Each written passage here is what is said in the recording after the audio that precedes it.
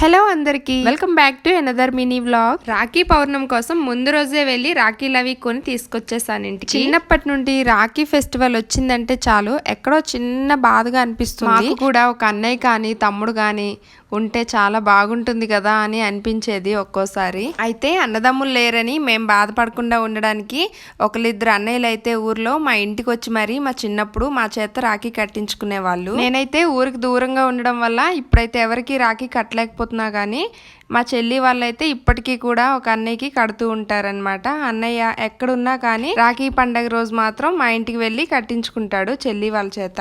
మరి మీ ఇంట్లో మీరు మీ అన్నయ్యకి కట్టారా తమ్ముడికి కట్టారా రాఖీ అనేది కామెంట్ సెక్షన్లో కామెంట్ చేయండి. అలాగే అన్నయ్యలు తమ్ముళ్ళు అందరికీ కూడా రాఖీ పూర్ణిమ శుభాకాంక్షలు.